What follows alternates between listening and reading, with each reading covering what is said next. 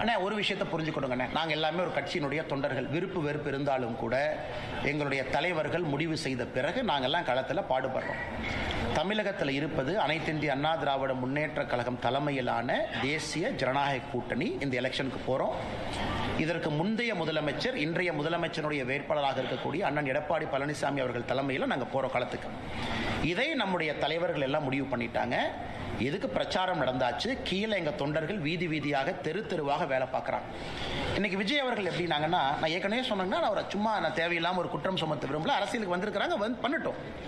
ஆனால் இன்னைக்கு பேசும் பொழுது அவருக்கு என்னன்னா, மக்கள் கைத்தட்டணும், விசில் அடிக்கணும், அவங்க ஏதாச்சும் ஆரவாரமாக பேசணும். அதற்காகத்தான் விஜய் அவர்களுடைய பேச்சு இருந்ததாகத்தான் நான் பார்க்குறேன். அது ரொம்ப சப்ஸ்டன்ஸாக மக்களை சிந்திக்க வைக்கிற அளவுக்கு, எதற்காக நான் இத்தனை கட்சிகளை தாண்டி உங்களுக்கு ஓட்டு போடணும், உங்க பாலிசி என்ன, உங்க ப்ரோக்ராம் என்ன, நீங்க தமிழ்நாட்டுக்கு என்ன செய்ய இதுவரைக்கும் செய்யாதது என்ன செய்ய போறீங்க அப்படிங்கிறத நான் பார்க்கலீங்கன்னா. ஸோ விசிலுக்காக, ஒரு கைத்தட்டலுக்காகத்தான் விஜய் அவர்கள் பேசினாங்க. அதில் தான் அந்த கூட்டணியை பற்றி பேசினதாக மட்டும்தான் நான் பார்க்குறேன்.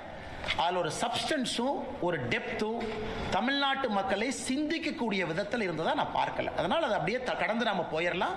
எல்லோருக்குமே தெரியும், 4 பேர் 4 சொல்லத்தான் செய்வாங்க. அதை பற்றி எங்களுக்கு கவலை இல்லை.